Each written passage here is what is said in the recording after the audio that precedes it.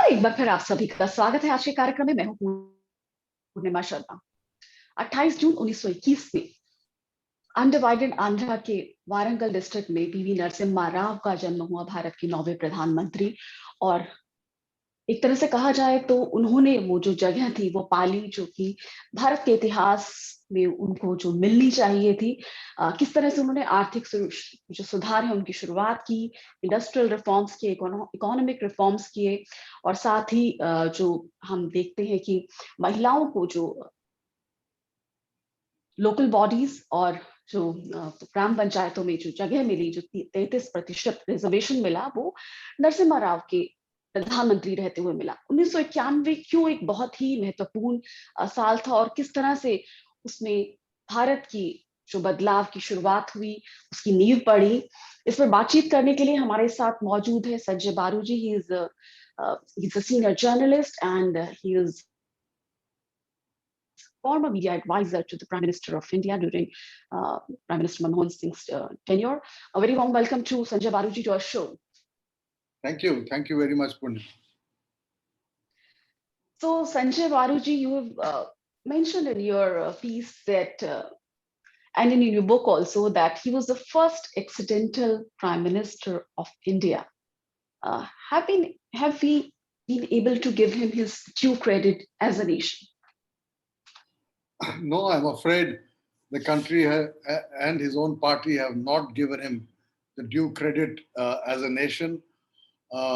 And the reason he deserves that special credit is not just because he is the first South Indian to become Prime Minister of India. In fact, as I've written once, he is the first person from the south of the Vindhyas to ever rule from Delhi, right through the Mughal period and even before that, during all the great empires. Nobody from southern India ever came to Delhi and ruled from Delhi. Narasimha Rao was the first person. So he has a special place in history. But apart from that, in 1991, he became Prime Minister at a very critical time when Rajiv Gandhi had been assassinated, the economy was in crisis, the Cold War had ended, the Soviet Union had collapsed. So his contribution at that time was historic. But neither the country nor the Congress party have paid him the credit, the honor that he deserved. You've often demanded that he should be given Bharat Ratna. Though, if we talk about industrial reform, during his tenure as the Prime Minister, J.R.D. Tata was given, he's the first businessman to be given Bharat Ratna. But if we talk about P.V. Narasimha Rao, you have often demanded that he should be given Bharat Ratna. How would you like to remember him and his achievements? Well, the reason I say he deserves Bharat Ratna is for two reasons. One, because all kinds of people have been given Bharat Ratna. M.G. Ramachandran was given Bharat Ratna by Rajiv Gandhi. Nehru gave himself the Bharat Ratna. So Bharat Ratna, I think, given Narasimha Rao's historic contribution to India at that time, he certainly deserved Bharat Ratna, particularly if you compare him to others. I mean, even Rajendra Prasad was given a Bharat Ratna. But apart from that, I think the real reason why he deserves the Bharat Ratna is because the kind of crisis, I've written a book called 1991, How Narasimha Rao Made History. And the whole point of writing this book was that 1991 was a very critical year. After 1947, it was the second most important year in the recent history of India for three reasons. One, because it was the year that marked the end of the Nehru-Gandhi dynasty. I mean, we had long years, 17 years of Nehru, 13 years of Indira Gandhi, 5 years of Rajiv Gandhi, long period when the Gandhi family was at the helm of affairs. That ended with the assassination of Rajiv Gandhi. And the Congress party went into a new phase. Second and more important was the economic crisis. India was on the verge of default, the foreign exchange crisis, and to be able to bring the country out of that was the second major achievement of Narasimha Rao. And third, of course, as I've said, was the end of the Cold War, the collapse of the Soviet Union, India's biggest strategic ally. And in that period of great international flux, Narasimha Rao stabilized India's relations with the United States, with China, with Russia, and with a large number of other important countries like Germany, Japan. He recognized for the first time, built diplomatic relations with Korea, with Israel. So all of this, and of course his famous Look East policy, establishing a relationship with Southeast Asia. All of this shaped the destiny of India over the next 30 years. Both his economic policy and foreign policy shaped India over the next 30 years from 1991 to 2021. I mean, if he doesn't get a Bharat Ratna, who else will? Yeah, he was a visionary leader, an outstanding leader, and uh, we we have known him, for many things, uh, be it steering or pioneering economic reforms or trade reforms or industrial reforms or dismantling license Raj. He almost He's known to have rescued almost bankrupt nation from economic collapse. Their economy was in very, very bad shape. So it was only PV Narasimha Rao who could have brought those changes in India. And वहां से लेकर अब तक हम जो भारत को देख रहे हैं, जिस तरह से वो आर्थिक प्रगति की तरफ मुड़ रहा है, वो जो उसकी जो नींव है, उसका जो फाउंडेशन है, that was laid during 1991. That was a very, very significant year in India history. And if we need to give due credit to P. Narasimha Rao for bringing out those fundamental changes in India's economy. हाँ, बिल्कुल आपने कहा, जो कहा वो ठीक कहा कि 1991 में हमारी परिस्थिति जो थी, जब हमें फॉरेन एक्सचेंज रिजर्व्स $1 बिलियन से भी कम हुए थे. आज हमारे फॉरेन एक्सचेंज रिजर्व्स, विदेशी मुद्रा जो कहते हैं फॉरेन रिजर्व्स, 600 बिलियन है, $600 बिलियन. मगर जून 1991, 30 साल पहले, 1 बिलियन से भी कम हो गए थे. और स्टेट बैंक ऑफ इंडिया जो रन लिए थे, एक्सटर्नल लोन्स लिए थे, they were not able to repay. वो कर्जा चुका नहीं सकते थे. उस हालात में नरसिम्हा राव जी ने जो फॉरेन ट्रेड रिफॉर्म किया, ट्रेड पॉलिसी रिफॉर्म किया, एक्सचेंज रेट डिवैल्यूएशन किए और फिस्कल रिफॉर्म किए, उसके वजह से इंटरनेशनल मॉनेटरी फंड ने $5 बिलियन की रकम हमें दी और उसके वजह से इकोनॉमी इम्प्रूव्ड. और अगर हम 1991 से 1998 तक 8 साल की डेटा हम देखेंगे, इतना इम्प्रूवमेंट हुआ था कि 1998 में जब अटल बिहारी वाजपेयी जी ने न्यूक्लियर टेस्ट किया और एटम बम का टेस्ट किया, और यूनाइटेड स्टेट्स और जापान, दोनों बड़े बड़े देश, अमेरिका और जापान, भारत के खिलाफ इकोनॉमिक सैंक्शंस इंपोज किए, उसका कोई असर नहीं पड़ा, इसलिए कि हमारा इकोनॉमी इतना मजबूत हो चुका था उस 8 साल में. तो उस 8 साल में जो बदलाव नरसिम्हा राव जी और मनमोहन सिंह जी ने लाया, इसके वजह से भारत का पूरा इकोनॉमिक सिचुएशन बदल गया था. So you have mentioned in your piece in today's Indian Express that P.V. Narasimha was the first accidental prime minister. Do you think that he was the natural choice for the PM's post at that time? Yes, in fact, he was both accidental and natural. That's the interesting thing about Narasimha Rao. I call him the first accidental prime minister only because if Rajiv Gandhi had not been killed, Rajiv Gandhi may well have become prime minister.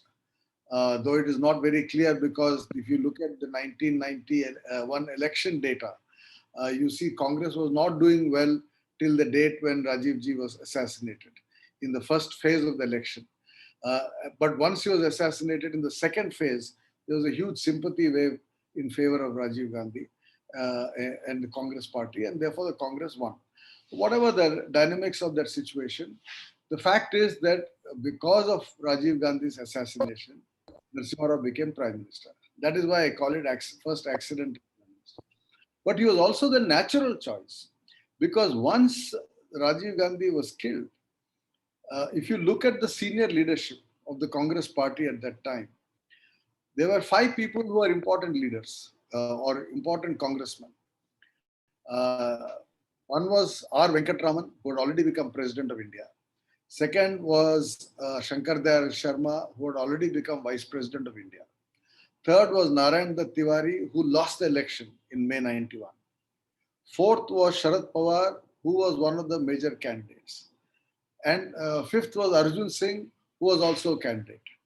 But the interesting dynamics of the Congress party is that Arjun Singh did not get support even from within Madhya Pradesh. Both Digvijay Singh and Jyotiraditya Scindia opposed Arjun Singh as Prime Minister. Sharad Pawar, of course, had the support of everybody in Maharashtra, but he did not get the support of anyone from outside Maharashtra. The only person who got support from outside his own state, and majority of the MPs supported, was Narasimha Rao.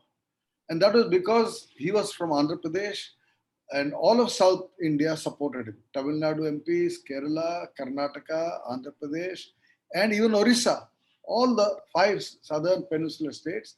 And finally, of course, Sharad Pawar decided to back off and support Narasimha Rao. So even Maharashtra votes went in favor. So the entire, what I call peninsular India, supported Narasimha Rao, and that is why I say he was the natural choice. PV Narasimha Rao led a minority government, as they say, but still he been able to steer through political and economic legislations. So उनके बारे में कहा जाता है कि वो सबको साथ लेके चलने वाले थे ऑपोजिशन में, चाहे हम पोखरण की बात करें तो ये कहा जाता है कि उन्होंने ही आगे बता दिया था अटल बिहारी वाजपेयी जी को कि सामान तैयार है। तो बहुत सारे जो रिफॉर्म्स हुए भारत में उसको आगे ले जाने की दिशा में पीवी नरसिम्हा राव का जो विजन था वही उसी को कहा जाता है कि वो एक दिशा तय कर रहा था कि भारत किस ओर आगे बढ़ेगा। ऐसा है, अगर हम पिछले 30 साल के जो 4 प्रमुख प्रधानमंत्री रह चुके हैं उनको देखेंगे हम, नरसिम्हा राव 5 साल थे, अटल बिहारी वाजपेयी 6 साल थे और मनमोहन सिंह जी 10 साल थे। तो कुल मिला के 21 साल ये 3 प्रधानमंत्री जो हमारे देश के प्रधानमंत्री थे, इन सब का एक कॉमन लक्ष्य था कि एक इंक्लूसिव पॉलिटिक्स, सबको ले चले। ये स्टाइल जो था नरसिम्हा राव, नरसिम्हा राव जी तो माइनॉरिटी प्राइम मिनिस्टर थे, मेजॉरिटी था नहीं पार्लियामेंट में 2 साल पहले, 1 साल, तो उनके लिए तो लाजमी था कि वो भारतीय जनता पार्टी को जाके हाथ मिलाए, और अटल जी के साथ उनकी पर्सनल दोस्ती भी बहुत थी। अटल जी और नरसिम्हा राव जी बहुत गहरी दोस्तानी भी थी उन दोनों के बीच में। मगर इसके अलावा उनका स्टाइल जो था नरसिम्हा राव जी का स्टाइल, वो तो अटल जी को इंडिया के रिप्रेजेंटेटिव बना के यूनाइटेड नेशंस भिजाया उन्होंने। तो वो इंक्लूसिव स्टाइल जो उनका था, उसी इंक्लूसिव स्टाइल को वाजपेयी जी भी आगे बढ़ाया और मनमोहन सिंह जी भी आगे बढ़ाया। आजकल जो हम देखते हैं कि ऑपोजिशन के बीच में और सरकार के बीच में ज्यादा बातचीत भी नहीं होती, एक एक्सक्लूसिव सिस्टम हो गया कि जो बीजेपी में है वो देश को चलाएंगे, जो नहीं है वो सब एंटी नेशनल है, ऐसा एक माहौल पैदा हो गया है। मगर नरसिम्हा राव जी had an inclusive style which was different even from Indira Gandhi and Rajiv Gandhi, who were very authoritarian in their leadership of the party. So it was a very important contribution to Indian politics in my judgment. इसके अलावा मैं आपसे ये भी समझना चाहूंगी कि you have mentioned in your book 1991 how PV Narasimha Rao made his plea that our country moved from bad politics to good politics, from bad economy to good economy. How would you elaborate on that? Khair, from bad economy to good economy is easy to understand because the economy was in bad shape in 90. Fiscal deficit was very high. सरकार के जो खर्चा था उसे आमदनी से बहुत ज्यादा था, इसके वजह से डेफिसिट सरकार के revenue deficit, fiscal deficit was very high. Our share of world trade was very low. Our customs duties were very high. और इंडस्ट्रियल लाइसेंसिंग, जो लाइसेंस परमिट राज कहा जाता है, क्रोनी कैपिटलिज्म जो चल रहा था, वो सब भारत देश को कोई ज्यादा दृष्टि से इंटरेस्ट से कोई देखते थे नहीं उन धंधों में। there was not much investment happening. वहां से जो इकोनॉमिक डेवलपमेंट शुरू हुई, इसके वजह से मैं कहता हूं कि from bad economics to good economics, bad politics to good politics, I say, because the politics of the Congress party was dominated by one family. जो भी उनका नेहरू गांधी डायनेस्टी था और दिल्ली दरबार था, जो आजकल मोदी जी कहते हैं लुटियंस दिल्ली, तो दिल्ली दरबार देश को चला रहा था. अगर आपको कुछ भी चाहिए कांग्रेस पार्टी में तो जाके मिलिए, वो कहते हैं आर के धवन से मिलिए या विंसेंट जॉर्ज से मिलिए या एमएल फोतेदार से मिलिए. जनपद जनपद में सब तय किए जाते हैं, कैबिनेट पोजीशंस तय किए जाते हैं. Politics had become, in fact Narasimha Rao ji की एक किताब है द इनसाइडर, उस किताब में एक सेंटेंस है, नरसिम्हा राव जी कहते हैं कि the party had become a proprietorship.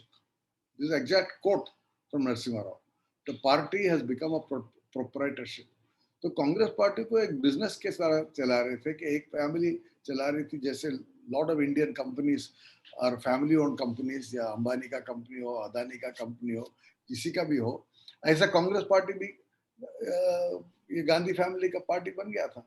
तो वहां से 1992 अप्रैल में इलेक्शंस उन्होंने कंडक्ट करवाए. Tirupati session of all India Congress committee जो सेशन हुआ था, वहाँ इलेक्शंस कंडक्ट किए, और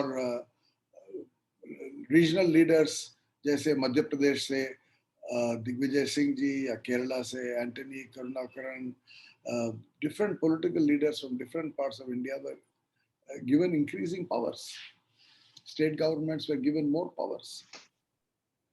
पार्टी के साथ रिश्तों की बात करें तो मनमोहन सिंह के जो रिश्ते थे कांग्रेस पार्टी के, और या जो बतौर प्राइम मिनिस्टर तो as a prime minister of India, and PV Narasimha Rao's relation with the Congress party as the Prime Minister of India. And later on, it's a well-known fact that the party literally disowned him, didn't give him due respect. He was not allowed to be cremated in Delhi. There's no monument of him in Delhi also. So as you have mentioned in my earlier interview also, that there are roads in the name of many, even MOS in the name of many, who were MOS in the government of PV Narasimha Rao. But Lutyens Delhi is somehow missed giving that the due credit to the former Prime Minister of India, PV Narasimha Rao. Yes, this is utter shame. It is utter disgrace. You have a Rajesh Pilot mark, you have a Arjun Singh mark, you have all kinds of fellows, municipal councillors' names are there in Delhi. Look at the number of streets named after all kinds of people. And yet, and you have Indira Chowk and Rajiv Chowk, yet here is the first Prime Minister from southern India. Afterwards, Devagowda came, he was there only for 1 year. So if you exclude Devagowda, he is the only person from South India who became Prime Minister of India. Every other Prime Minister has a memorial in Delhi. But you don't even allow a memorial to be built here. You don't name a street after him. You don't name a building after him. What is this treatment? What is the thing against South India, against Narasimha Rao? I cannot understand. It's now 2004 he died. So it's now almost 16 years since he died. Why there is this resistance? I'm just not able to understand.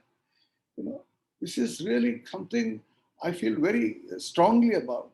That why are we not willing to honor one politician who played a critical role in the recent history of the country, in one way or another, in the capital of India? Everything happens to be in Hyderabad. The road is after him, buildings are after him. Why Hyderabad? Let me tell you one story. When Prime Minister Chandrasekhar died, the Congress party at that time also tried to tell his family कि आप जाके भोंडसी में इनका cremation करवाइए और भोंडसी में एक memorial हम बनाएंगे. Chandrasekhar's son said to Dr. Manmohan Singh, if you don't have state funeral for Prime Minister Chandrasekhar in Delhi, then my family will have its own private function. Nobody will be allowed, no government, no state funeral, nothing. Our family will do it. The party got so scared because in Bihar, Chandrasekhar still had a standing, that they finally agreed to his funeral in New Delhi.